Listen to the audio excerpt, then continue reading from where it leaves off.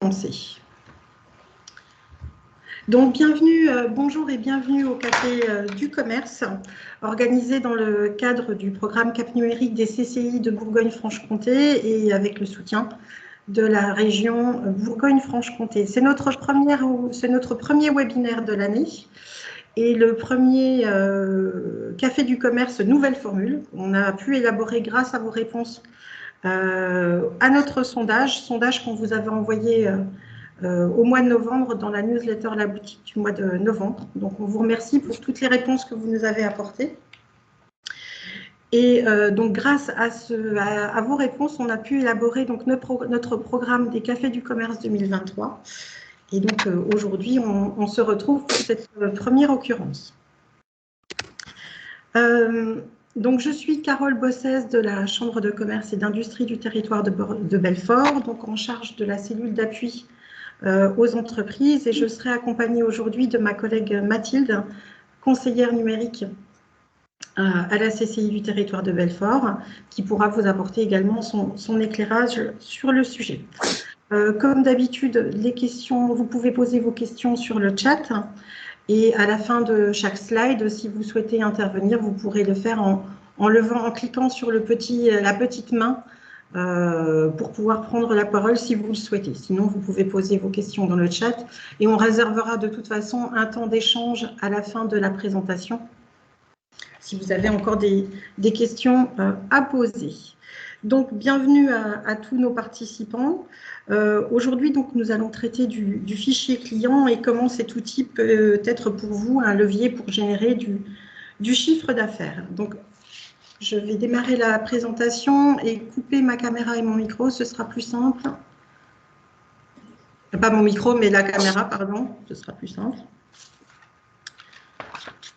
Alors, donc, Mathilde, si tu veux bien passer à la slide suivante.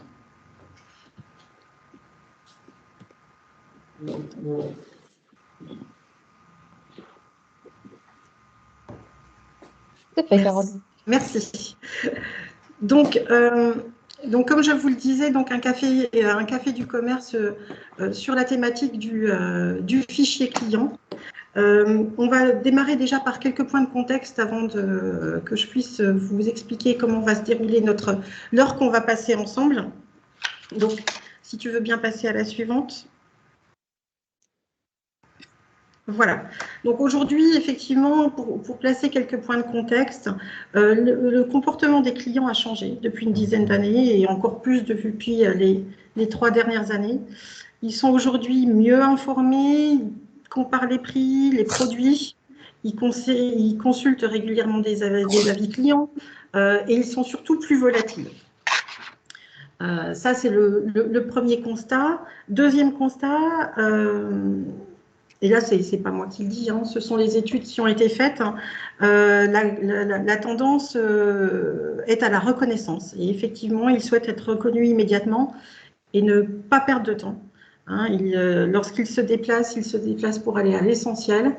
Et on est sur une tendance où le client, entre guillemets, vont passer l'expression, papillonne moins que ce qui était le cas auparavant. Et autre tendance, c'est que les clients souhaitent naviguer très facilement entre le digital et le monde réel.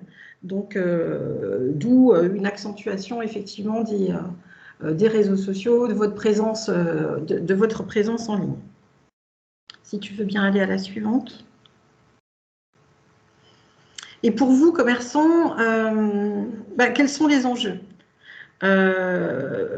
Que vous soyez commerçant, artisan, entrepreneur, attirer votre clientèle, la développer, la fidéliser, tout ça pour vous, c'est le nerf de la guerre.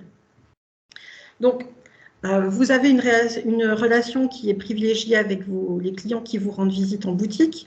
Vous les connaissez bien, vous connaissez vos habitués, vous conseillez les indécis. L'objectif pour vous, effectivement, c'est de les attirer, de développer votre entreprise, de fidéliser et de la pérenniser.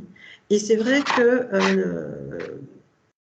ce besoin de prendre soin des consommateurs que vous connaissez et qui vous connaissent et d'en attirer de nouveaux, ça, pour moi, à mon sens, c'est le nerf de la guerre. Et effectivement, la difficulté que vous allez avoir, c'est que lorsqu'ils passent lorsque vous avez très bien fait votre métier, vous leur avez vendu des choses, mais lorsqu'ils passent le pas de la porte, comment faire pour les faire revenir? C'est pas possible, hein, sauf si vous avez un moyen de leur faire parvenir un message pour les inciter à revenir dans votre magasin. Et aujourd'hui, le fait de mieux les connaître, le fait de pouvoir les contacter et les inciter à revenir, pour moi, ça me paraît un élément crucial. Et c'est surtout, ça va vous permettre, hein, si vous mettez en place un fichier client, en l'occurrence, de proposer des actions commerciales et de fidélisation ciblées pour qu'ils puissent penser à vous pour un nouvel achat, ou qu'ils soient vos ambassadeurs, ou qu'ils vous recommandent à leur entourage. Et ça, comment vous allez le faire? Effectivement, c'est avec un fichier client bien géré qui va vous permettre de travailler votre relation client avant, pendant et après l'achat. Et on va le voir, un fichier client, ce n'est pas seulement un contact sur Facebook ou juste un numéro de téléphone. On va voir qu'on peut aller beaucoup plus loin. Donc, c'est ce qu'on va voir pendant l'heure qu'on va passer ensemble. Mathilde, si tu veux bien passer à la suivante. Donc, effectivement, pendant l'heure qu'on va passer ensemble, effectivement, on va voir quels sont, voilà, ce qu'est un fichier client et quel est son rôle, la façon dont vous pouvez le gérer, la façon dont vous pouvez compléter ou organiser ce fichier, et une fois les données collectées, ce que vous pouvez en faire. On réservera donc, comme je vous le disais tout à l'heure, un temps pour les questions-réponses à la fin. Donc, première question que j'ai envie de vous poser, est-ce que vous pouvez me répondre dans le chat ou prendre la parole, est-ce que vous avez tous déjà un fichier client? Est-ce que vous avez déjà mis ça en place dans vos commerces? Oui. Oui. Eh bien, très très bien. Est-ce qu'il y en a d'autres? Non. Ah oui, je vois les oui arriver, ça y est. Eh bien, c'est très bien. Bravo à vous. C'est déjà une belle démarche de vouloir garder effectivement le contact avec vos clients. Donc, un fichier client, qu'est-ce que c'est? En fait, c'est une base de données qui réunit les informations des clients d'une entreprise, et en l'occurrence de votre commerce. Et le principe, ça va être effectivement de rassembler ces informations et de les exploiter. Donc, le principe, c'est de récolter des données. Et selon la nature et la façon dont vous allez connecter les données, au départ, c'est quelque chose qui peut être très, très simple. Hein, même si c'est simple au départ parce que vous allez connecter des données, on va dire, très classiques, dites-vous que c'est un outil que vous pouvez faire évoluer ensuite et que vous pouvez compléter au fil du temps en y ajoutant des nouveaux contacts, mais aussi en enrichissant le profil de vos clients existants. L'objectif, c'est vraiment d'obtenir des renseignements concrets qui vont pouvoir vous servir ensuite à mettre en place des actions ciblées, une stratégie de communication auprès de vos clients. Mathilde, si tu veux bien passer. Donc, un fichier client, effectivement, ce sont des données que vous allez récolter, mais vous avez le droit de récolter quel type d'informations au regard de ce qu'on appelle le RGPD. Donc ça, c'est le mot qui peut faire peur. Je vais laisser Mathilde prendre la parole là-dessus avant qu'on détaille ensemble tous les types de données différentes que vous allez pouvoir collecter. Mathilde, je te laisse la parole. Oui, alors le RGPD, on va en parler succinctement. L'idée, c'est de demander le consentement à vos clients, donc physiques, c'est-à-dire souvent à la caisse ou en virtuel, par mail ou avec une newsletter, avec une petite case à cocher qui permet justement de se désinscrire, par exemple, ou de valider le fait qu'on veut bien recevoir des informations commerciales. Après, ce qui peut être super intéressant aussi, c'est de leur expliquer pourquoi vous collectez les informations. Donc, à quoi elles vont vous servir à vous. Il est très important aussi de les rassurer en leur disant que c'est pour vous, que c'est pour votre usage personnel et non vous allez les partager ou les revendre avec d'autres entreprises. Et surtout, expliquez bien que vous allez les stocker, les héberger et les sauvegarder chez vous pour que les données ne fuitent pas ou ne soient pas, bien entendu, victimes de cyberattaques. Donc, effectivement, merci Mathilde. Donc, quel type de données vous allez pouvoir collecter? Donc, vous allez pouvoir collecter des données personnelles, des données qu'on appelle transactionnelles, relationnelles et comportementales. Donc, si tu veux bien aller à la suivante. Donc là, on vous a mis une slide sur le RGPD. Elle est là à titre informatif. Vous pourrez, en cliquant sur les liens qu'on vous donnera, qui seront actifs dans le PDF que vous recevrez à la fin de ce webinaire, vous pourrez aller plus loin si vous souhaitez chercher des informations sur le RGPD. Si tu veux bien passer à la suite. Voilà donc. On est sur, donc, si on parle donc de données clients, on a dit donc données personnelles, transactionnelles, relationnelles, comportementales. Donc, qu'est-ce que ça veut dire exactement? Donc, données personnelles, vous vous en doutez bien, hein, c'est les choses très classiques, nom, âge, CSP, adresse, numéro de téléphone, email, etc. Transactionnel, là, on rentre un petit peu plus dans le détail. Ça va être toutes les données qui s'attachent aux achats et qui ont été réalisés chez vous. Quel type de produit il a acheté? Est-ce qu'il l'achète tous les mois? Est-ce que c'est est-ce que c'est acheté en ligne si j'ai un site internet et un magasin? Est-ce que, voilà, par quel type de produit est acheté? Vous pouvez également collecter des données relationnelles. Alors, c'est vrai que là, on est plus, enfin, c'est vrai que les données relationnelles, moi, je les consulte, pardon, je les recommande effectivement pour toutes les applications en B2B, parce que c'est vrai que ça permet de savoir où on en est dans la démarche auprès de son client.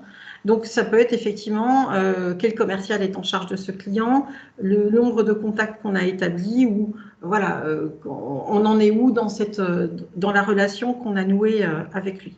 Est-ce que c'est un client chaud? Est-ce que c'est un client qui achète régulièrement, etc. Et vous avez enfin les données comportementales.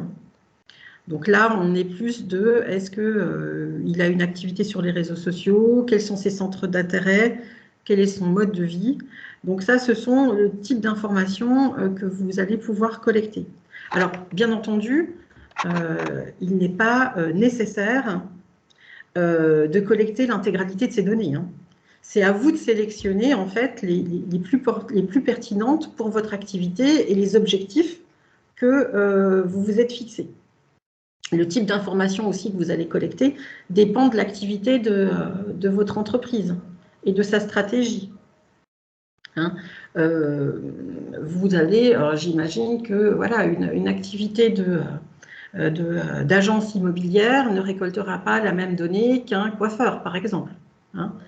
Le coiffeur va par exemple avoir, je ne sais pas, besoin de collecter voilà, évidemment les coordonnées de ses clientes, mais aussi quels sont les détails de sa routine beauté.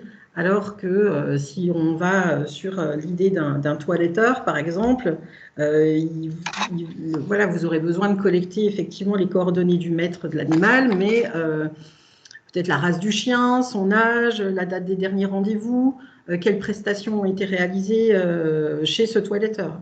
Hein. Donc, voilà, en fonction de l'activité, vous allez avoir besoin de collecter des informations différentes. Vous pouvez aussi, si vous le souhaitez, segmenter aussi les données que vous allez collecter en fonction de est-ce que c'est un prospect avec lequel il y a déjà eu un premier contact avec l'entreprise? Est-ce que c'est un client occasionnel qui a acheté au moins une fois chez moi? hein, mais ce n'est pas un consommateur régulier, ou au contraire, est-ce que c'est un client fidèle qui achète très régulièrement et même plus que la moyenne des clients de l'entreprise. Donc, vous pouvez aussi faire le choix de classer ces données de cette façon-là. En tout cas, voilà le type d'information que vous avez besoin de collecter. Est-ce que, voilà, à ce stade, vous avez déjà des questions, pardon. Alors, je vois qu'il y avait des... Alors, CSP, c'est catégorie socio-professionnelle, oui.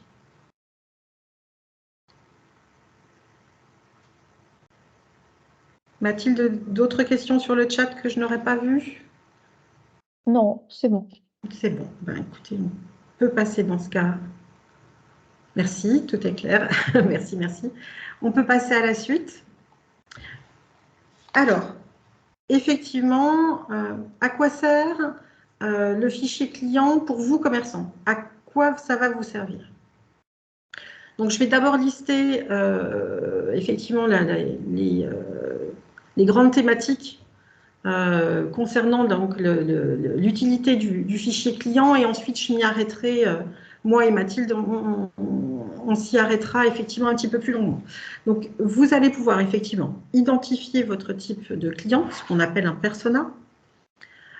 Vous pouvez l'utiliser pour définir votre zone de chalandise, évidemment renforcer votre notoriété, augmenter votre volume et les montants d'achat, on verra pourquoi ensuite.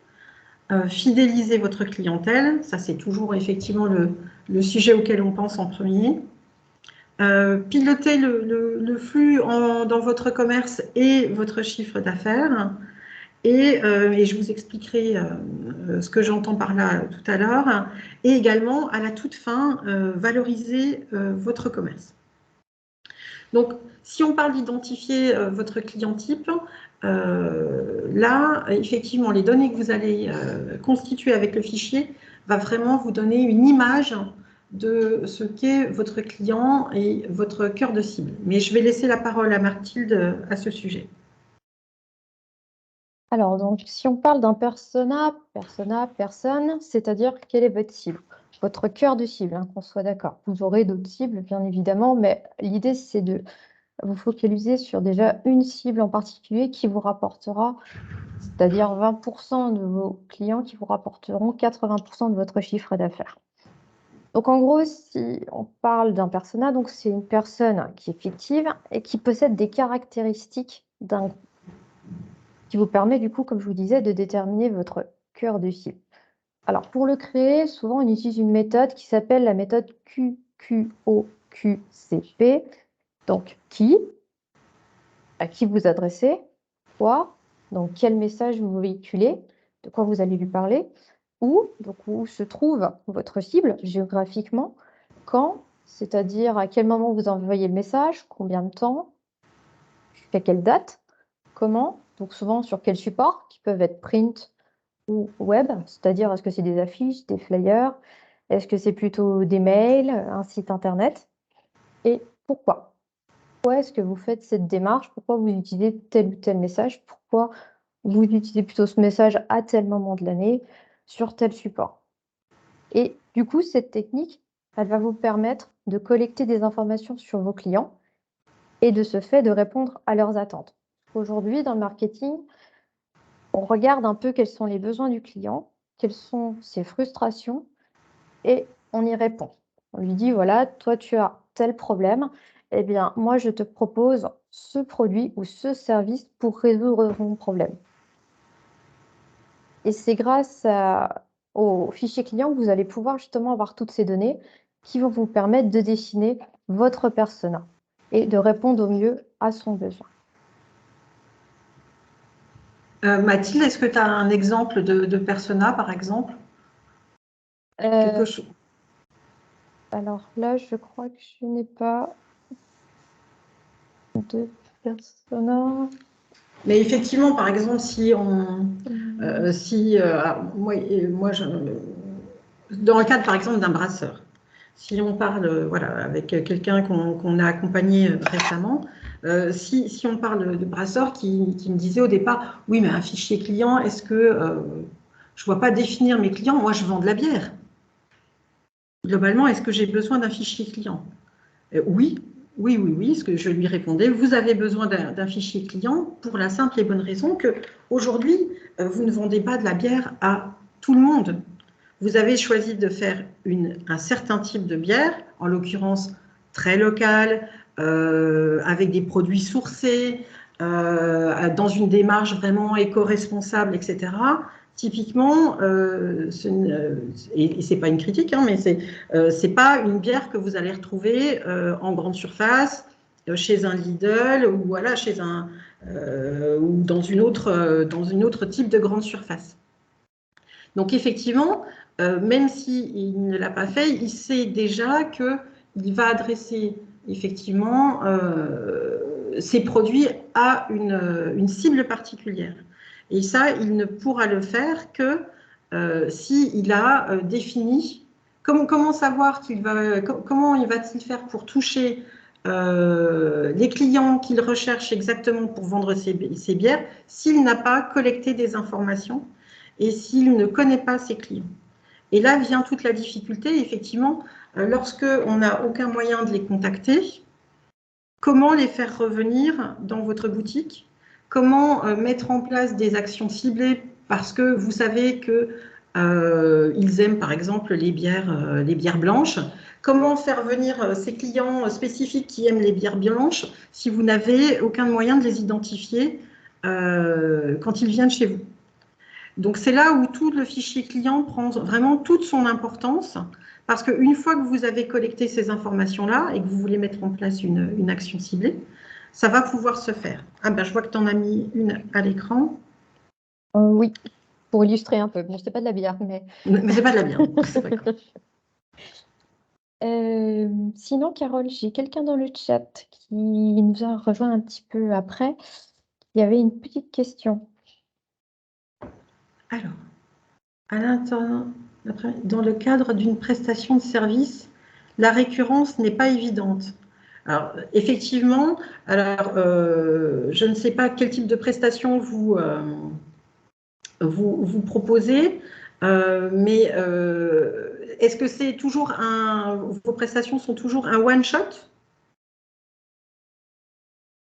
Vous voulez peut-être prendre la parole?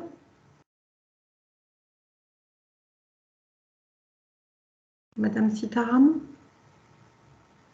Non? Bon. Alors, effectivement, lorsque vous êtes sur une prestation de service qui est à usage unique, imaginons de l'immobilier, effectivement, la personne ne va acheter qu'une maison. Alors, vous n'aurez pas besoin de collecter d'informations ultra précises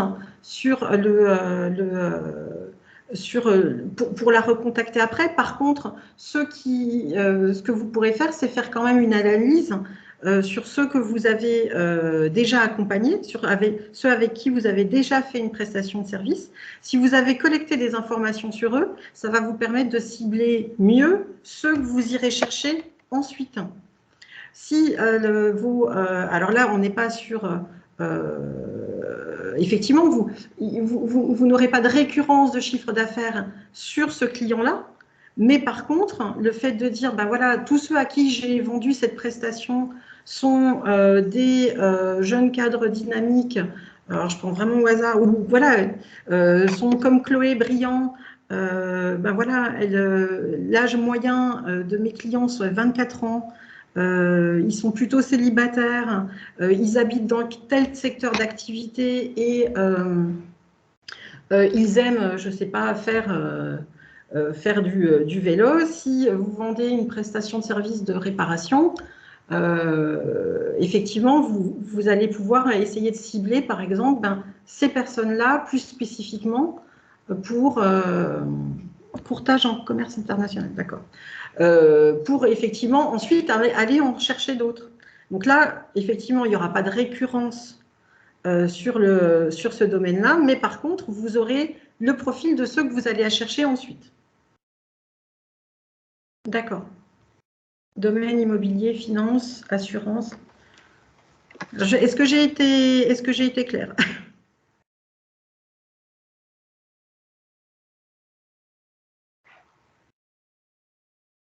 Bon. je pense que oui.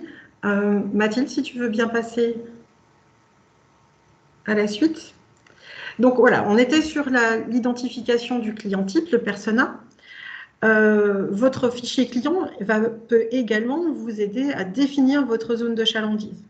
En général, vous l'avez fait effectivement au démarrage de votre activité. Hein, vous savez que effectivement, vous allez toucher une certaine zone et pouvoir attirer les clients sur une certaine zone géographique. Mais il peut être intéressant effectivement de refaire un point une fois que votre activité est lancée pour savoir si cette zone géographique est toujours valable et si par hasard vous avez étendu effectivement votre zone de chalandise ou si au contraire, vous me permettrez l'expression, vous avez des trous dans la raquette et qu'un secteur que vous aviez initialement identifié n'est pas du tout représenté parmi vos clients. Et ça pourrait être, par exemple, voilà, une zone dans laquelle vous aimeriez effectivement capter de la clientèle et vous vous rendez compte que vous n'y avez pas accès. Donc, ça peut être l'occasion, avec ces données-là, de faire des actions correctrices de manière à pouvoir justement étendre votre chiffre d'affaires sur cette zone-là. Évidemment, le fichier client va vous aider aussi à renforcer la notoriété de votre commerce. Dès lors que vous prenez contact et vous travaillez votre relation client de toute façon et que vous gardez contact avec vos clients, forcément, ils vont penser à vous, forcément, ils vont parler de vous parce que vous serez présent dans leur esprit et ils seront, par extension, ils pourront être vos meilleurs ambassadeurs. Augmenter le volume et montant d'achat, oui, évidemment, puisque plus vous travaillez, encore une fois, votre relation client, plus vous les invitez à revenir dans votre boutique. Hein, on est là également sur de la fidélisation. On peut en parler en même temps. Augmenter le volume et le montant d'achat, vous pouvez le faire au travers de la fidélisation, évidemment à travers ces données que vous aurez collectées par votre fichier client, puisque si vous savez que vos clients achètent des pantalons, vous allez pouvoir mettre en avant le fait que non seulement vous vendez des pantalons, mais que dès aujourd'hui, vous vendez également des ceintures. Alors, l'exemple est simpliste, hein, mais il a le mérite d'être parlant. Vous allez pouvoir effectivement pousser sur du produit additionnel, pousser sur du nouveau service qui peut les intéresser et encore une fois, toujours maintenir de la communication et du lien avec votre client. Et cette fidélisation client, encore une fois, hein, vous allez dire que j'enfonce des portes ouvertes, mais 20% des clients font 80% du chiffre d'affaires. Donc, il est très intéressant de garder près de soi ces clients qui vous sont fidèles. Autre donnée, mais ça je pense que vous la connaissez déjà tous, mais rechercher un nouveau client coûte 7 fois plus cher que d'en relancer un existant. Donc, lorsque vous décidez de mettre en place une stratégie de fidélisation, pour la mettre en place, il faut être en capacité de pouvoir contacter votre client et l'inviter à revenir. Si vous n'avez pas ces coordonnées, rien que la base, hein, si vous n'avez pas ces coordonnées, ça me paraît compliqué de mettre en place un programme de fidélisation pour l'inciter à revenir. On est sur voilà, si on passe ensuite sur le piloter le flux et le CA, qu'est-ce que j'ai voulu dire par là? C'est que, alors je vais essayer d'être claire. Vous connaissez les temps forts de vos boutiques. D'accord, vous savez que, par exemple, voilà, ça peut être Pâques, ça peut être l'été si vous avez des produits à forte saisonnalité. Bref, vous connaissez les temps forts de votre boutique. Mais il y a aussi des temps forts, on va dire, administratifs, pendant lesquels vous allez devoir sortir, voilà, vous allez devoir payer vos charges, vos fournisseurs, Et ça, ces temps forts administratifs et comptables, ils sont déterminés par vous et ils sont déterminés par, évidemment, l'État qui va vous demander, par exemple, de manière trimestrielle de payer vos charges. Pour pouvoir anticiper ça et pouvoir piloter votre entreprise, vous allez avoir besoin effectivement d'un flux de chiffre d'affaires à un moment donné pour vous permettre, par exemple, de payer vos fournisseurs, je vais dire, voilà, à 30 jours, par exemple, à 60 jours. Il va falloir que vous ayez effectivement un flux de chiffre d'affaires et donc un flux de trésorerie pour pouvoir payer vos échéances à ce moment-là. Donc, il va falloir que vous fassiez venir vos clients à des moments bien précis pour pouvoir anticiper justement cette sortie de trésorerie. Votre fichier client peut vous aider également là-dessus, puisque vous allez pouvoir, encore une fois, mener des opérations ciblées. Et enfin, dernière chose, donc j'ai mis valoriser votre commerce. Donc vraiment à la toute fin, vous souhaiterez peut-être à un moment donné vendre votre activité. Et aujourd'hui, la valorisation d'un commerce passe aussi par son fichier client, tout autant que le chiffre d'affaires qui est réalisé, puisque si vous pouvez montrer que vous avez une récurrence de chiffre d'affaires grâce à votre fichier client qui est bien géré, sur lequel vous savez que vous pouvez mener des actions ciblées, là, vous avez possibilité de valoriser votre commerce et de le vendre beaucoup plus cher. Donc voilà, voilà en gros à quoi sert un fichier client. Alors on a l'impression que c'est la panacée, non, ça ne fait pas tout, hein, bien entendu, mais c'est un excellent point de départ pour que vous puissiez commencer à réfléchir à une stratégie et à travailler de manière plus ciblée sur votre clientèle. Alors effectivement, ça peut paraître un petit peu chronophage quand en se disant est-ce que moi j'aurai le temps, etc. Mais ce qui vous prend un peu de temps au niveau, voilà, dans votre discours commercial, si ça va vous prendre un tout petit peu plus de temps à l'instant T, mais pour vous en faire gagner beaucoup après. Hein, et surtout, vous permettre d'être plus efficace dans le temps. Ah donc, votre fichier client, c'est vraiment une mine d'or. Est-ce que vous avez des questions ?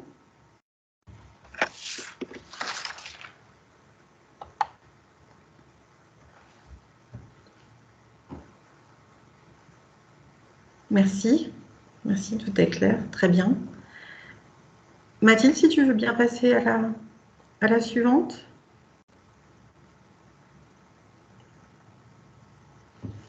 Alors là, on passe à la partie pratico-pratique. Comment demander et comment gérer son fichier quand on est commerçant. On va le séparer en deux temps. On va voir la partie effectivement en boutique, par quel biais vous pouvez collecter des informations et comment le demander de manière simple à vos clients. Et puis, la slide suivante, on verra sur la partie numérique ce que vous pouvez faire et comment collecter des informations. Alors, comment demander en boutique? Alors déjà, n'ayez pas d'appréhension. J'entends souvent lors de mes rendez-vous avec des commerçants ou des entreprises que c'est pas évident de poser la question et qu'on ne sait pas comment poser la question.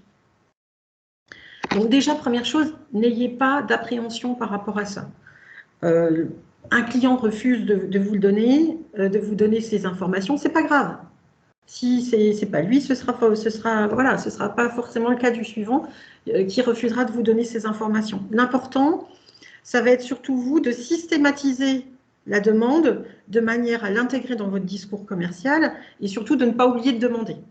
Le plus simple, effectivement, c'est de se dire systématiquement, chaque fois que j'ai un passage en caisse, je vais aller, je poserai la question, voilà, de récupérer les informations. Alors, comment vous pouvez les récupérer? Effectivement, il y a plusieurs, je vous ai mis plusieurs façons de trouver un moyen de collecter ces informations. Vous voyez, il y en a plusieurs. Donc, il y a l'inscription à un événement. Par exemple, voilà, ça peut être une dégustation, une vente privée, un atelier. Ça peut être effectivement offrir un cadeau. Je vous donne un code promo, vous me donnez vos coordonnées.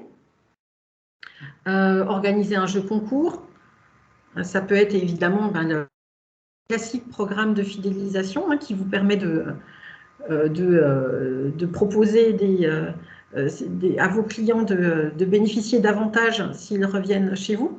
Il y a aussi la solution du parrainage. Est-ce que c'est quelque chose que vous avez déjà, vous, en boutique, expérimenté? Je ne sais pas, parce que c'est pas le produit le plus proposé en général pour récupérer des données ou même pour fidéliser, mais c'est vrai que c'est quelque chose que moi j'aime beaucoup. Vous avez l'offre évidemment pour anniversaire. Vous avez des services complémentaires comme la possibilité de réserver des produits. Donc là, ça vous permet aussi de collecter de la donnée. L'idée aussi, pourquoi pas, alors ça peut avoir avec un double effet, l'enquête de satisfaction qui vous permet à la fois de récolter des données, mais en plus de voir comment est perçu votre commerce vis-à-vis de vos clients. Donc ça peut se faire au format papier ou sur une tablette en boutique. Et ça peut être également effectivement l'envoi de promotions par SMS ou l'idée de recevoir le catalogue complet. Et l'opportunité qui arrive pour vous de collecter énormément de données qui arrivent bientôt, c'est la fin du ticket de caisse. À partir du 1er avril, il ne sera plus obligatoire de fournir un ticket de caisse, mais vous allez pouvoir, par exemple, saisir cette opportunité pour dire je peux vous l'envoyer par mail, par exemple. Et ça, c'est l'occasion de récupérer quand même pas mal de données de vos clients de manière très simple. Alors, voilà, par exemple, quand vous souhaitez demander, pour moi, le passage en caisse, c'est quand même le moment idéal pour le demander. Par exemple, c'est voilà, je vous propose de recevoir le ticket de caisse par mail. À quelle adresse je vous l'envoie? Ou je vous propose de participer à nos événements premium ou d'être informé en avant-première de nos nouveautés pour bénéficier de prix promo. Voilà, c'est des petites phrases toutes simples qui ne demandent pas énormément de temps, mais que vous pouvez effectivement rajouter à votre discours commercial et qui vont vous permettre de récolter très très simplement des informations sur vos clients. N'hésitez pas même, j'ai mis à l'affiche, mais si vous affichez dans votre commerce que vous mettez en place un programme de fidélisation ou que vous envoyez un code promo pour tous nouveaux clients, ou etc. Et si vous l'affichez en boutique, ce sera d'autant plus facile de le demander et de récolter des informations. Donc comme ça, vous utilisez à la fois le support auditif parce que vous proposez à vos clients, mais vous utilisez aussi un support visuel pour les préparer à l'idée que vous allez demander des informations, leur demander des informations. Est-ce que vous avez des questions? Il y en a une dans le chat, Carole. Alors, pouvez-vous nous donner le nom d'un logiciel de SMS mailing et d'emailing gratuit? Oui, on va y passer. Je vais laisser la parole à Mathilde sur la slide suivante et vous verrez, on pourra en reparler. Alors, gratuit, en SMS, pour moi, il n'y en a pas. Mais je ne connais pas tout, mais moi, je n'en vois pas de gratuit. Mathilde, je te laisse passer à la suivante et je te laisse la parole pour la partie numérique. Alors, comme vous l'avez dit, Carole, maintenant qu'on a parlé un petit peu en physique de comment on peut demander des données clients, on va voir comment on fait en ligne. Alors, si vous avez une Google My Business qui est revendiquée, ce qui peut être intéressant pour avoir donc des avis clients, c'est d'avoir bien entendu l'adresse mail ou alors le numéro de téléphone pour envoyer un SMS ou un mail au client pour que, bien entendu, ils mettent un avis sur votre fiche concernant votre établissement. Après, on a aussi les réseaux sociaux et le site internet. Alors, on va pas avoir des petites choses qui se ressemblent, mais il y a des moyens un petit peu différents, on va dire, d'aborder le sujet. Après tout ça, bien entendu, je vous donnerai 2-3 exemples pour vraiment qu'on parle visuellement et vous donner peut-être des petites idées un petit peu euh, pour voir comment vous pouvez collecter des informations avec le numérique. Alors, sur les réseaux sociaux, en général, ce qui marche très bien, c'est les jeux concours là-dessus, où justement, bah, vous avez besoin du nom, du prénom, des données des personnes qui participent.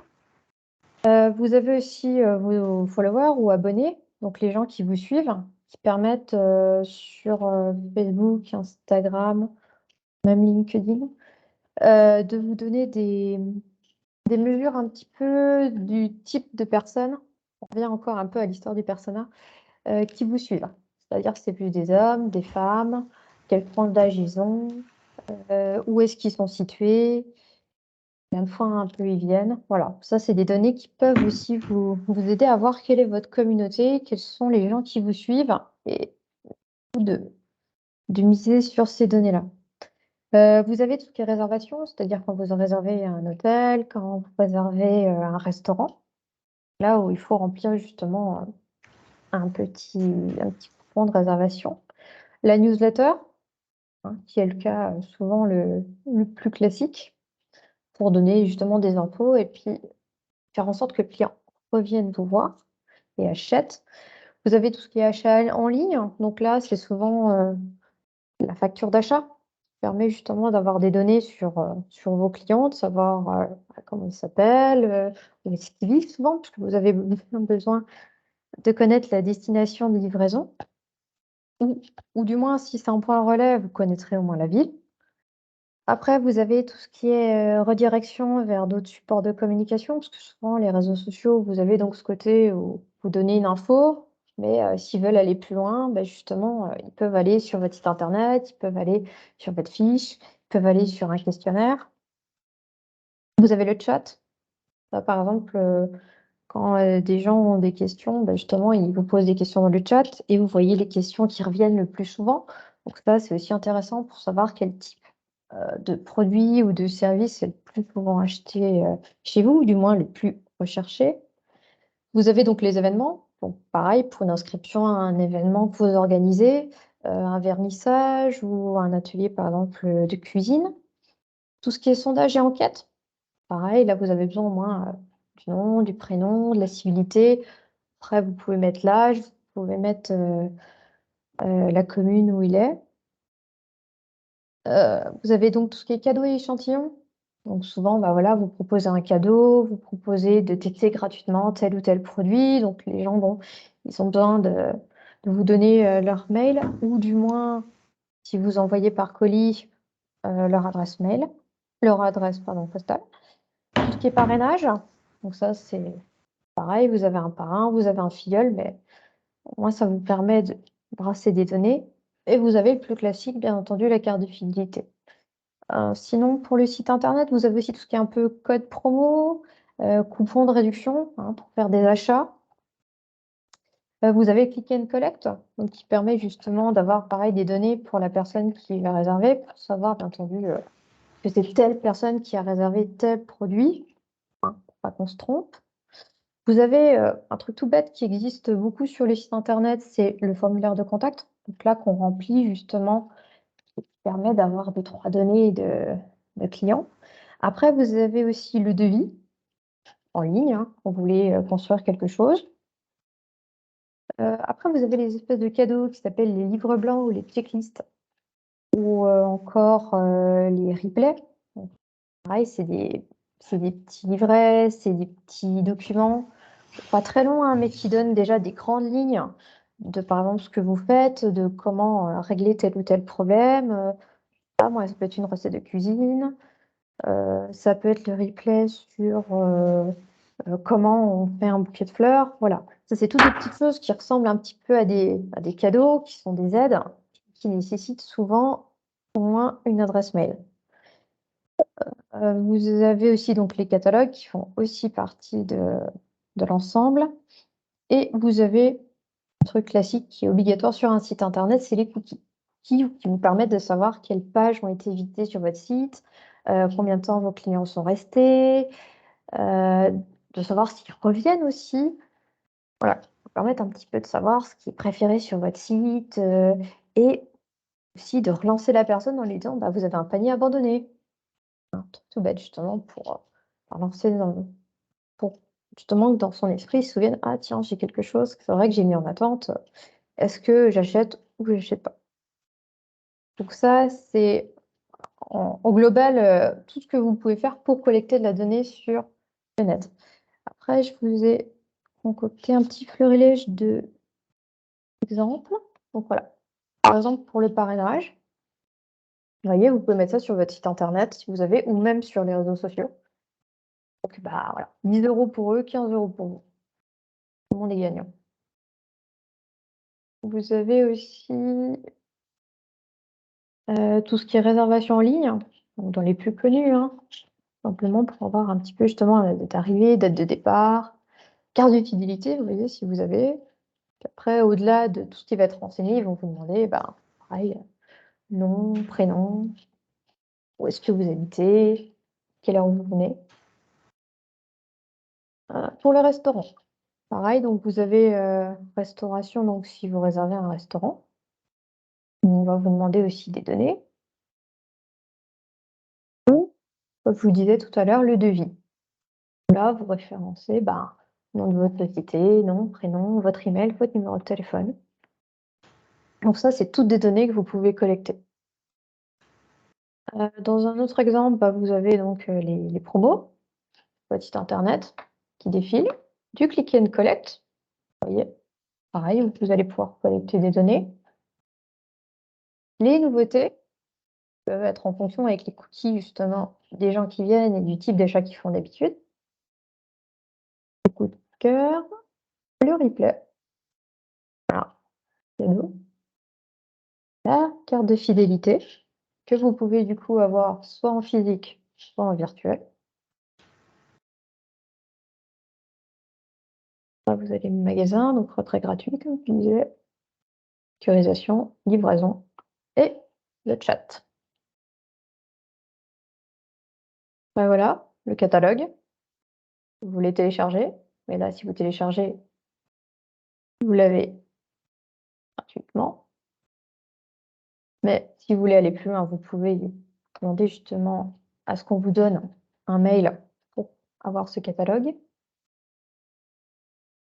Celui-ci. Vous voyez, c'est un livre blanc. Et là, justement, vous avez quelques données pour pouvoir télécharger le catalogue et le regarder. Ou vous en servir parce que là, il vous appartient. Sur les réseaux sociaux, donc comme je vous disais, un petit jeu sur les pronostics, où là, justement, vous mettez aussi des liens. Hein, justement, qu'on aille sur d'autres supports de communication qui vous appartiennent. Là, pareil, vous captez encore des données clients. Bon, après, vous en avez plusieurs, hein, comme vous pouvez voir. Dessus, avec justement des gens qui peuvent répondre, qui peuvent avoir des questions. Et ça peut être intéressant justement de regarder les avis et les partages. Si c'est bien pour collecter des informations. Voilà. Et puis aussi, vous pouvez le mettre sur votre site internet, donc pour vous inscrire. Donc là, vous mettez des données, je vote, vous mettez aussi des données. Terminé, vous avez aussi quelque chose d'assez classique, c'est le questionnaire.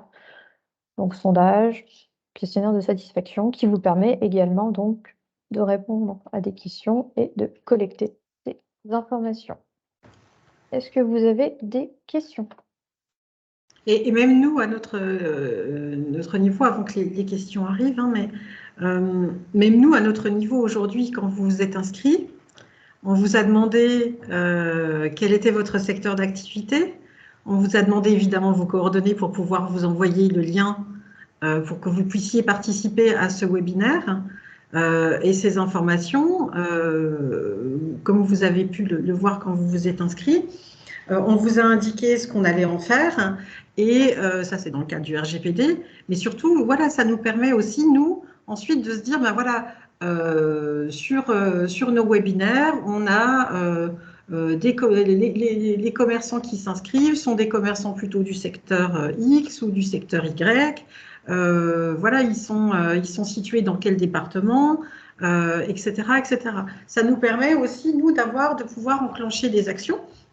Et de surcroît, par exemple, dans le cadre du programme, par exemple, Cap Numérique, de pouvoir, pour chacun des conseillers commerce CCI qui gèrent les questions du numérique avec les commerçants, de pouvoir ensuite les recontacter et de leur proposer des accompagnements qui sont évidemment des accompagnements gratuits pour eux, mais toujours pour leur permettre d'aller plus loin. Donc vraiment, vous voyez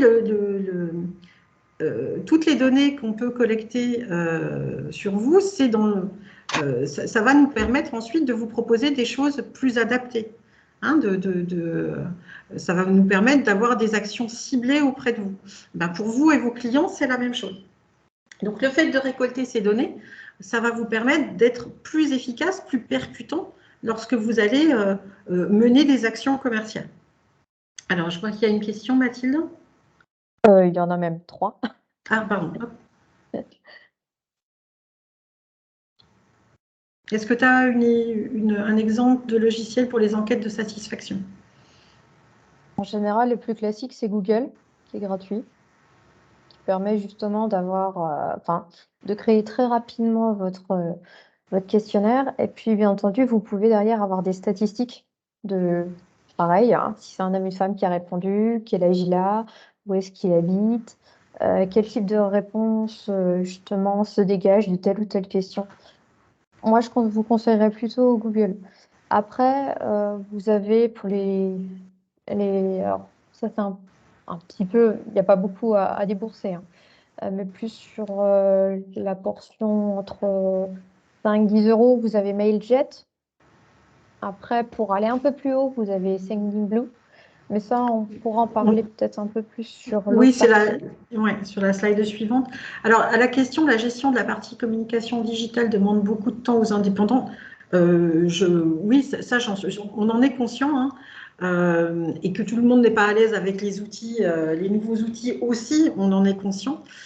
C'est pour ça que on vous conseille vivement de vous rapprocher de vos conseillers CCI dans vos différentes régions, parce que vous allez pouvoir être accompagné justement par des conseillers qui vont pouvoir vous faciliter les choses et vous montrer que vous pouvez systématiser des actions, par exemple. Alors, je parle au niveau du territoire de Belfort, là où je suis avec Mathilde, mais par exemple, voilà, les accompagnements de Mathilde sont précisément, par exemple, sur de la communication et pour vous aider à programmer votre plan de communication sur l'année. Elle va vous aider, par exemple, alors je parle à ta place, hein, Mathilde, mais elle va vous aider, par exemple, à programmer toutes vos communications Facebook sur l'année. Donc, vous allez travailler. Donc, effectivement, ça va prendre un temps à un moment donné. Ça prendra peut-être 1 heure, 2 heures, 3 heures. Mais après, vous serez libéré pour le reste de l'année. Fanny peut peut-être intervenir si tu veux bien, Fanny, pour ton département à toi. Et j'ai pas vu s'il y avait d'autres conseillers CCI qui étaient présents avec nous, qui peuvent peut-être donner voilà, une idée des accompagnements qui sont proposés chez eux. Ah, pas de micro, mince. Bon, bah alors Fanny ne peut pas vous en parler, mais voilà, pour les commerçants dans la Nièvre, on pourra, voilà, on vous donnera les coordonnées de Fanny pour que vous puissiez prendre contact avec elle et échanger à ce sujet. Alors, qu'est-ce que j'ai d'autre? Prévoyez-vous de nous montrer un exemple d'organisation de fichiers clients? Oui, oui, oui.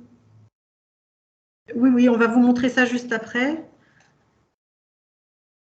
Et dans le Jura, quelle est la personne ressource? C'est Lauriane Guillemin.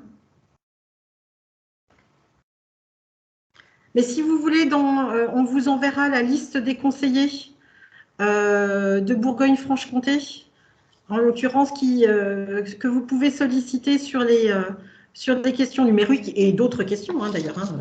On n'intervient pas que sur le numérique. Donc, on vous les mettra dans le mail qui vous enverra la présentation de ce jour, si vous voulez. Si tu veux bien passer à la suivante, Mathilde. Attends, il y avait une petite question aussi concernant, oui, parce qu'il y en a eu quelques-unes. Pour répondre à Body It, pour combien de temps garder les données selon la loi? Alors déjà, vous devez transcrire ça quelque part, donc sur vos supports de communication, donc papier et numérique. Et en général, alors tout dépend le type de données, mais souvent c'est entre 3 et 5 ans que vous pouvez les garder. Et auquel cas, après, ben, vous pouvez justement les détruire. Mais ça, vous devez vraiment le spécifier exactement.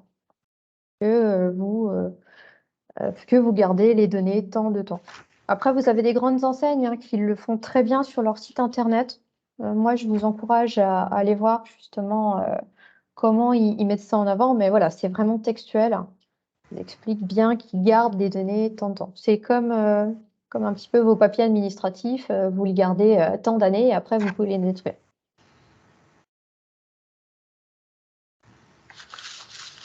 Très bien. Si tu veux bien passer.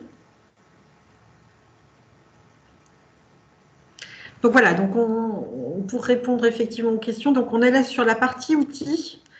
Alors, pour gérer un fichier client, alors vous avez 3 outils.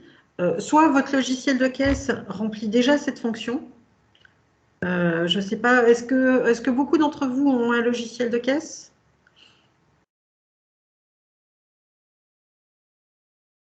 Parce qu'en général, désormais, maintenant, ils le font tous. Hein. Ou ils ont peut-être une option que vous n'avez pas. Oula. Non, non, non, non, non, je vois des noms qui arrivent partout.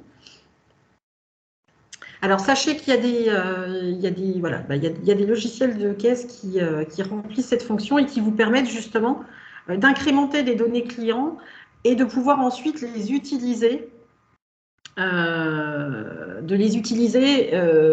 Vous pouvez faire des tris sélectifs, vous pouvez faire beaucoup de choses, beaucoup d'analyses avec des fichiers clients et il y en a même des logiciels de caisse qui vous permettent d'envoyer en automatique des SMS. Donc, vous pouvez peut-être vous renseigner auprès de votre fournisseur que vous utilisez aujourd'hui pour lui en parler, pour voir si éventuellement cette option existe pour vous. En tout cas, si vous le souhaitez, vous pouvez aller jeter un œil sur le site laboutique.fr. C'est un site qui est mis en place par les CCI de Bourgogne-Franche-Comté, où on propose un certain nombre d'outils pour les commerçants. Alors évidemment, il n'y a pas tous les outils qui existent sur le marché, mais il y en a quelques-uns. Donc, il vous suffit pour ça de faire le diagnostic la boutique et ensuite vous aurez accès à l'ensemble des solutions qui y sont proposées. Et là-dedans, il y a notamment quelques logiciels de caisse et caisses automatiques qui sont indiqués. Vous pouvez également utiliser ce qu'on appelle un CRM, donc un Customer Relationship Management, qui permet de faire de la gestion de la relation client. Donc c'est la même chose qu'un outil Excel, mais beaucoup mieux présenté et qui va vous permettre effectivement de faire des actions. Donc il y en a en ligne. Alors, il y en a en ligne, pardon, je vois une question arriver pour les artisans. Pour les artisans, vous avez certainement des logiciels alors je pense à des logiciels tout simples, type BP, qui s'appelle gestion commerciale, qui vous permettent en général de faire ça également.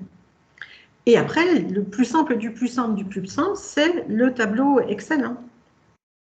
Le tableau Excel qui va vous permettre effectivement de rentrer déjà, ne serait-ce que si vous avez des informations toutes simples à rentrer, donc au départ, nom, prénom, numéro de téléphone, adresse mail, un simple fichier Excel suffira largement. Si dans un premier temps, vous avez déjà ces données-là et que vous les utilisez pour faire de la communication ciblée via du SMS ou du mail, etc., vous aurez déjà fait quelque chose de très très bien parce que vous serez déjà dans cette démarche de garder du lien avec votre client et de les inviter à revenir chez vous par un biais ou par un autre.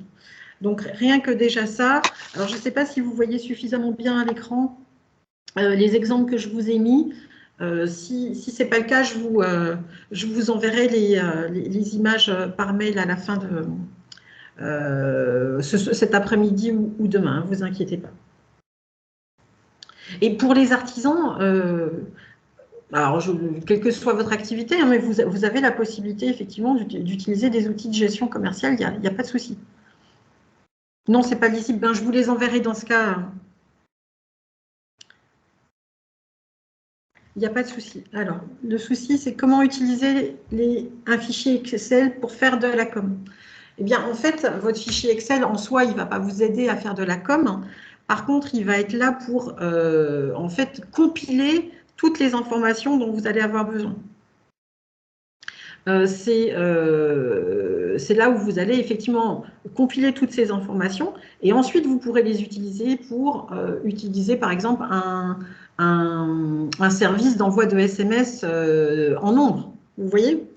Donc, vous aurez cette possibilité-là. En soi, Excel, il ne permet pas de faire ça. Ou alors, c'est une nouvelle fonctionnalité que je ne connais pas. Mais en tout cas, il ne peut pas faire ça. Par contre, il va vous permettre de compiler ces informations, d'analyser, puisque vous avez la possibilité avec Excel de sortir des graphiques et de faire des analyses des données. Donc ça Excel va vous permettre de le faire. Effectivement, après, si vous avez votre caisse qui le propose ou votre CRM qui vous permet d'analyser les informations, c'est quand même plus sympa. Mais Excel peut vous le faire, peut vous le proposer, il n'y a pas de souci. Mais ça vous demande de faire le travail vous-même. Là, par contre, oui. Est-ce qu'il y a des questions? Oui. Est-ce qu'on pourra avoir la présentation? Oui, bien sûr.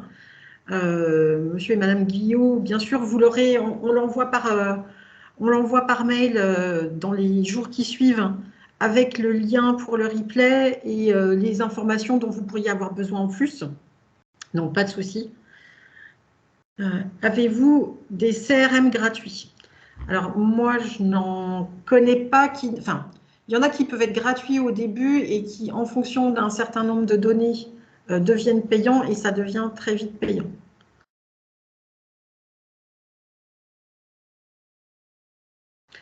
Fanny, peut-être que tu as, toi, voilà, ben voilà, c'est ce que... V-Tiger, ouais, peut-être, oui. Moi, sinon, j'en vois pas d'autres.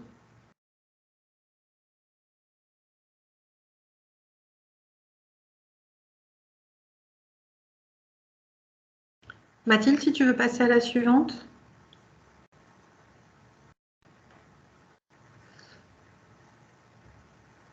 Donc voilà, pour résumer, effectivement, alors, il me semblait qu'il y avait une... Alors, c'est moi qui ne suis pas dans l'ordre, il me semblait qu'il y avait une slide sur les SMS et les mails, mais ça vient peut-être après. Donc, pour résumer, donc, votre fichier client, effectivement, va vous permettre d'exploiter les données. Donc, à la fois pour fidéliser, développer, anticiper et piloter votre entreprise. Donc, pour fidéliser, effectivement, au travers de cartes de fidélité, de parrainage, d'offres anniversaires, de ventes privées, par exemple, de développer effectivement votre chiffre d'affaires par l'envoi de codes promo, par le fait d'analyser et de mettre en place des offres ciblées. D'anticiper, ben là, on en parlait tout à l'heure, parce que ça va vous permettre effectivement, en faisant venir vos clients à des moments bien précis, de générer de la trésorerie et de pouvoir effectivement anticiper leurs besoins et de proposer des services supplémentaires. Et vous aurez effectivement la possibilité également de piloter en mettant en place des calendriers d'action pour justement travailler sur la saisonnalité de vos besoins. Est-ce que vous avez des questions à ce stade, à ce sujet-là, sur justement sur ce que ça peut vous apporter comme action? Tout est OK. Ok. Mathilde, si tu veux passer à la suivante. Ah ben voilà, on y est, sur la slide que j'attendais. Effectivement, puisque dans la poursuite de nos échanges via le chat, donc voilà en gros les outils que vous pouvez utiliser effectivement pour collecter de la donnée et aussi pour envoyer vos communications et pour faire venir plus de clients dans votre commerce. Donc, on a la partie SMS, on a la partie email, on a la partie web. Vous voyez, vous avez quand même 3 vecteurs de communication qui sont assez différents et que vous pouvez voilà, choisir en fonction de vos besoins. Mathilde, je te laisse la main là-dessus. Oui, bien sûr. Alors, on va commencer par les SMS, donc, qui sont payants. Il faut savoir donc vous avez quand même un taux d'ouverture qui est de plus de 98%, ce qui en fait du coup le moyen de communication sur le plus, on va dire, le plus explicite, mais qui vous permettent justement d'avoir un taux de retour très important. Et surtout un taux de lecture énorme. Je ne sais pas vous, mais moi, je ne supporte pas d'avoir ce petit 1 quand vous avez un message. Donc, quoi qu'il arrive, vous allez le lire. Donc, quoi qu'il arrive, le message que vous enverrez à vos clients sera lu.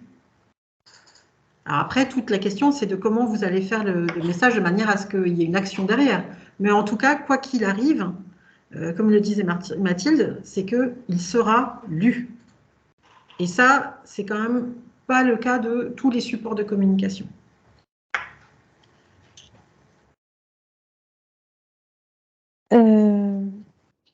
Du coup, vous disiez que en général, vous avez quand même 4 destinataires sur 5 qui veulent des SMS de leur marque préférée pour justement être à l'affût des nouveautés ou avoir justement des infos, des actus. Donc nous, on vous a mis une petite fourchette en moyenne pour 1000 SMS. Vous en avez pour environ 45 à 70 euros. Alors par contre, c'est du hors taxe. Qui vous permet un petit peu d'avoir une échelle pour savoir combien à peu près ça peut vous valoir sur le mois, parce que souvent c'est sur le mois. Pour savoir un petit peu comment vous pouvez procéder, le SMS, donc ça peut vous permettre donc d'envoyer des promotions, des actus sur votre boutique, des alertes, des rappels de rendez-vous, souvent par exemple pour Doctolib. Ou encore des enquêtes de satisfaction. Vous pouvez aussi mettre des codes promo, faire venir vos clients, vous pouvez les prévenir de soldes, de ventes privées. Voilà, ça vous aide à beaucoup attirer le client. Et comme vous le disiez, Carole, justement, le taux d'ouverture est tellement important que justement, vous êtes obligé de le lire. Vous le verrez forcément. Donc, ça vous permet justement d'avoir un retour pratique et adapté justement, puisqu'aujourd'hui, tout le monde a un téléphone. Est-ce que Carole, tu voudrais juste donner les noms des logiciels de SMS justement payants Les qui existent? plateformes qui proposent, alors j'en ai 2 qui me viennent en tête, SMS Envoi et puis 1, 2, 3 SMS. J'ai celle-ci en tête. Il y en a d'autres, hein, bien évidemment, mais c'est celles qui sont le plus souvent utilisées, effectivement, qui ont, et en plus, simple d'utilisation. Donc, il suffit juste d'incrémenter, de choisir le module que vous souhaitez, incrémenter les numéros de téléphone dans leur plateforme et pouvoir ensuite envoyer votre message. Donc, non, ça se fait assez simplement. Oui, 1, 2, 3 SMS et SMS envoi. Alors, j'ai une question dans le chat, Mathilde, qui dit à quelle fréquence envoyer un SMS? À quelle fréquence? Alors, tout dépend tout dépend de la promo ou de ce que vous voulez envoyer. Les actualités, bon, on va peut-être en envoyer une fois par mois. Par contre, les promos, tout dépend. Je vous dirais, par exemple, en période de soldes, vous allez en mettre plus que sur d'autres périodes? Oui, Carole? Ça va dépendre en fait des temps forts de votre boutique et de ce que vous souhaitez, ce que vous souhaitez mettre en place. Moi, si j'avais un conseil à vous donner, c'est de ne matraquer quand même pas vos clients. Dans le sens où c'est pas la peine de leur envoyer un SMS tous les 3 jours si c'est pas nécessaire. Il faut que lui puisse, il faut qu'ils ne se sentent pas oppressés par le nombre de SMS que vous allez leur envoyer. Bon, déjà, ça aura un coût pour vous quand même, hein, mine de rien. Et de surcroît, il faut que ce soit un SMS qui pousse à l'action, qui amène votre client à faire une action. Et si vous ne pourrez pas lui l'amener à faire une action si vous ne segmentez pas, si vous n'étudiez pas votre fichier client et vous n'envoyez pas d'informations ciblées, vous allez effectivement en envoyer de manière très large. Et du coup, vous aurez l'effet inverse. Vous allez agacer votre client parce qu'il va recevoir des informations ou des offres sur des produits dont il n'aura pas forcément besoin ou qui ne l'intéresseront pas. Et du coup, il va demander à être désabonné. Donc, ce serait dommage. Donc, vous avez aussi la possibilité. Enfin, je pense qu'il faut vraiment travailler sur la saisonnalité et sur les temps forts de votre commerce de manière à ce que vous puissiez justement du coup échelonner vos envois et les segmenter en fonction de la cible que vous vous êtes fixé de contacter. Ouais, moi, je rebondirais juste pour dire, en moyenne, à peu près toutes les semaines ou 2 semaines, si vous avez quelque chose de plus ou moins récurrent sur une période. Mais voilà, par exemple, les soldes de ces 4 semaines, vous envoyez une fois par semaine et c'est tout. Et puis après, vous allez peut-être envoyer quelque chose, mais dans 2 mois après, peut-être. Tout dépend, Mais encore comme je une vous fois, disais, Et de encore la une fois, tout saisonnalité. dépend tout dépend de votre activité et tout dépend de ce que vous avez mis en place comme stratégie, hein. C'est quelque chose qu'il faut préparer en amont et de ne pas le faire au fil de l'eau. Il faut vraiment préparer Si vous mettez en place des campagnes de SMS, il faut vraiment avoir travaillé dessus avant. N'hésitez pas, encore une fois, hein, les conseillers CCI sont à votre service pour vous aider là-dessus. Fanny, dans la Nièvre, je pense elle accompagne effectivement aussi énormément de commerçants là-dessus. Et elle parle à juste titre des groupes WhatsApp avec WhatsApp Business qui effectivement est de plus en plus utilisé. Au niveau des emails, Pour les emails, du coup, alors je vous ai dit souvent, pour l'email classique, ce sera un email Gmail, ou alors si vous avez un site internet avec le nom de domaine, pour justement envoyer des actus, en sachant que l'email et aussi la newsletter ont quand même un taux d'ouverture. Tout dépend bien entendu du secteur, mais d'environ 20 à 25%, c'est-à-dire pas loin quand même d'un quart du nombre de mails que vous aurez envoyés seront quand même ouverts et lus. Donc après, c'est sûr que sur le quart, vous aurez encore un petit peu moins de personnes, mais ça reste derrière le SMS le meilleur vecteur pour justement engager et faire venir les clients à vous. Avec justement les données que vous aurez recueillies, vous allez justement pouvoir personnaliser le message du genre bonjour madame un tel, bonjour monsieur un tel, et proposer une offre qui va en fonction de votre client. Donc si votre client il cherche plutôt des meubles pour refaire sa cuisine, vous allez lui proposer justement des meubles pour faire sa cuisine. Ou alors si votre client il a acheté une cafetière, vous allez lui proposer les nouvelles dosettes de telle ou telle marque. Voilà, vous pouvez justement proposer soit des produits annexes, soit des produits complémentaires. Tout dépend après encore une fois de votre stratégie de communication. Pour la newsletter, donc ça peut varier entre 10 à 35 € hors taxe par mois. Donc tout dépend combien d'envois vous faites. Parce que vous pouvez avoir 6 000 contacts à 9 000 contacts en fonction donc des logiciels que vous prenez. Alors, comme je vous donnais tout à l'heure, vous avez donc la newsletter Sendinblue, Mailjet, Mailchimp, en général les trois plus gros du secteur, qui vous permet d'envoyer justement des newsletters et qui ont, en fonction des tarifs, hein, des spécificités sur le nombre de contacts, sur le nombre d'envois, sur le type d'envoi. Vous Vous avez avez aussi Sarbacane dans... aussi. Oui, J'ai et vous oublié. avez aussi dans... Oui, Sarbacane, exact. Et bien souvent, dans ces outils-là, vous avez des modèles types. Si vous souhaitez faire une newsletter, vous avez des modèles types pour vous aider justement à de la mise en page, des choses comme ça. Qui vous permettent, oui, en plus de changer les couleurs, la police, d'ajouter des images qui sont à vous, justement personnaliser au mieux. Ensuite, pour le web, vous avez deux types. Vous avez les réseaux sociaux qui vont vous permettre souvent de faire de la prospection et de la publicité. Et en fonction de ce que vous faites, justement, qui peuvent varier de 2 à 100 euros la publicité ou la prospection. Alors là-dessus, je m'explique.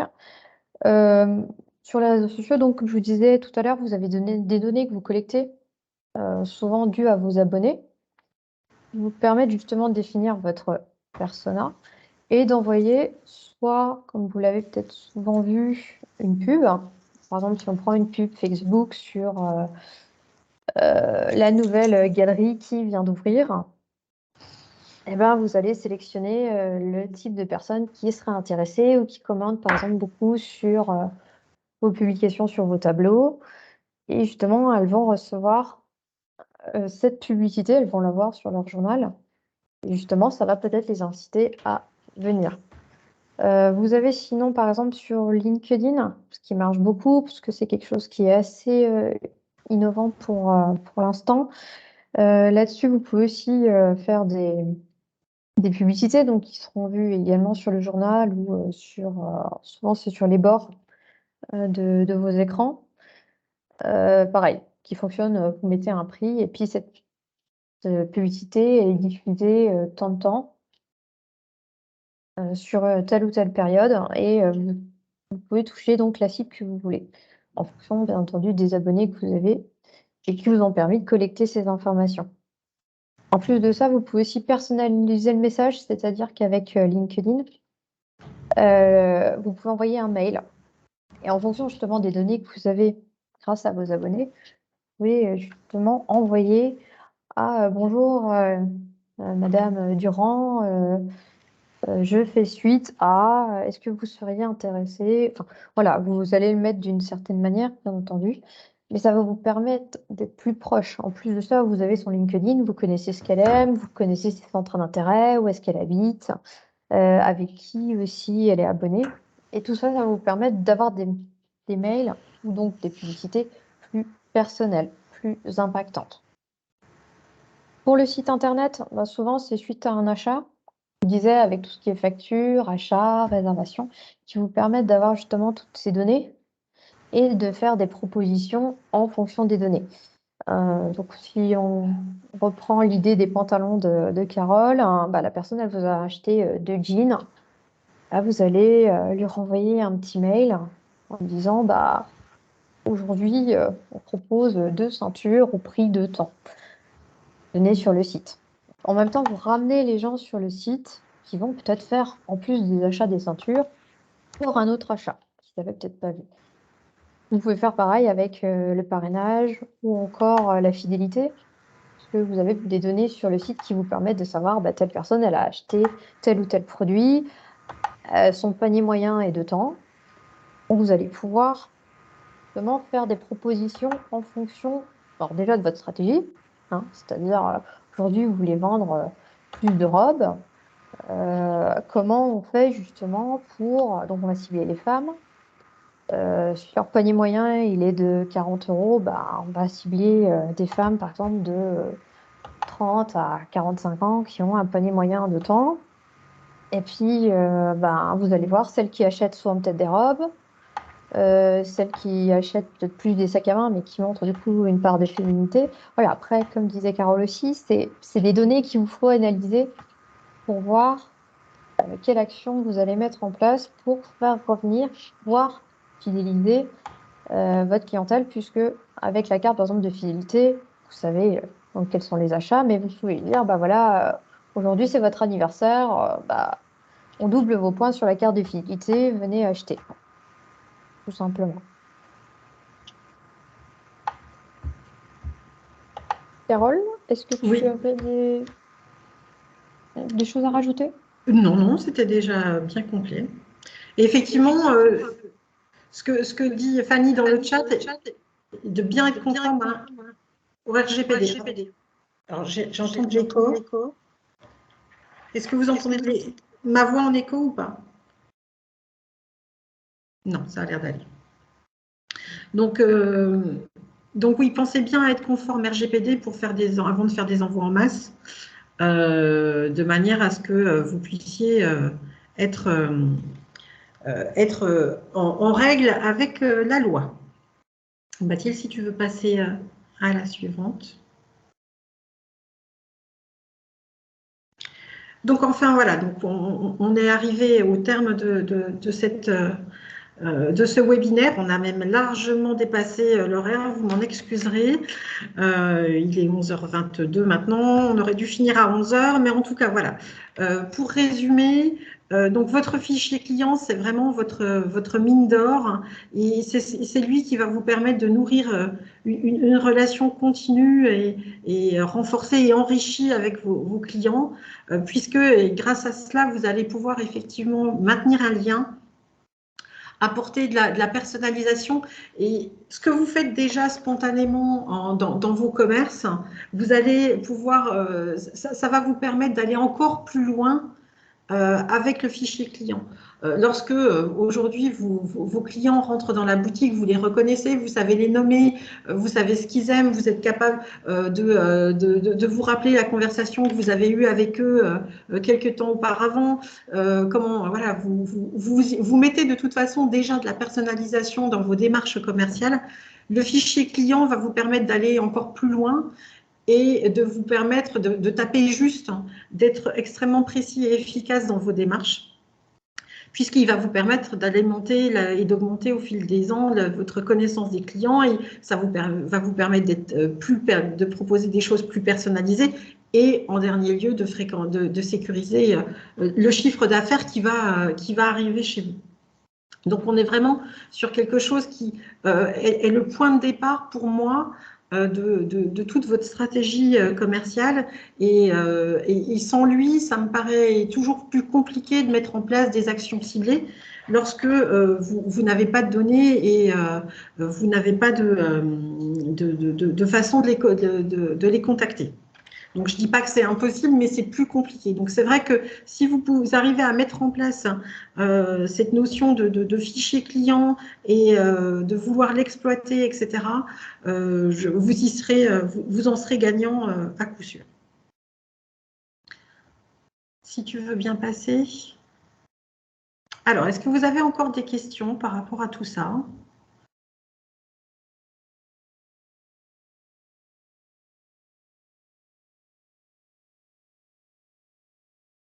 A priori, non. Tu peux passer, Mathilde ? Donc, je vous avais parlé de la nouvelle formule des cafés du commerce en tout début, de webinaire, effectivement, du fait de vos réponses sur le sondage. Donc, on a mis en place un autre calendrier pour les cafés du commerce. Auparavant, l'année dernière, on était sur un café du commerce les deuxièmes lundis du mois. Donc, au niveau du territoire de Belfort, on va un tout petit peu plus loin, et vous aurez également les communications sur ce que proposent mes autres collègues des départements de Bourgogne-Franche-Comté. Mais en tout cas, pour les cafés du commerce au niveau du territoire de Belfort, donc les webinaires auront lieu les premiers lundis du mois, comme vous avez pu le voir. Et on met ensuite, pour ceux qui souhaiteraient aller plus loin, sur la même thématique, on propose un atelier gratuit pour que là, on fasse vraiment un petit peu plus du sur-mesure et proposer justement donc à nos participants à cet atelier d'aller plus loin et de construire avec eux leur fichier client, par exemple, dont ce sera le cas la semaine prochaine, et de les aider à travailler comment ils vont demander, comment ils vont aller chercher de la donnée, collecter de la donnée, et quelles actions ils peuvent mettre en place pour l'utiliser une fois qu'elle est collectée. Donc, si vous le souhaitez, donc, pour ceux qui sont dans le territoire de Belfort, vous pourrez participer à cet atelier gratuit. Et tous les troisièmes lundis du mois, vous recevrez de notre part, et là, de la part des CCI de Bourgogne-Franche-Comté, la newsletter La Boutique, donc, qui vous donne un condensé en fait, de conseils pratiques et d'idées pour utiliser le numérique pour faire grandir votre commerce. Donc voilà, on a tout dit. En tout cas, je vous remercie tous d'avoir participé à ce premier rendez-vous de l'année. Ça m'a fait énormément plaisir de discuter avec vous et d'avoir vos ressentis par rapport au fichier client. Donc, vous pouvez retrouver également nos prochains rendez-vous. Le 6 mars, le prochain webinaire, ce sera sur les bonnes pratiques cyber à avoir, et je vous mets également dans le chat le lien pour nous donner votre avis sur ce webinaire. C'est toujours bien d'avoir un retour sur ce que vous avez pensé de notre intervention. Donc Mathilde, si tu veux bien mettre le lien pour le questionnaire satisfaction dans le chat, ce serait super. Et puis, n'hésitez pas, on vous enverra les coordonnées de mes collègues sur la Bourgogne-Franche-Comté. Donc, n'hésitez pas encore une fois à solliciter vos conseillers CCI. Ils sont à votre disposition pour vous accompagner au quotidien, vous aider à développer vos commerces, que ce soit sur les numériques, mais sur tout un tas d'autres problématiques que vous pouvez rencontrer. On est vraiment à votre disposition. Donc, n'hésitez pas à user et à abuser de nous, en tout honneur bien entendu. En tout cas, à très bientôt. Et puis, je vous donne rendez-vous le 6 mars prochain. Ce ne sera pas moi cette fois-ci, ce sera mes collègues qui s'occupent des thématiques de cybersécurité et de protection des données. Voilà, à très bientôt.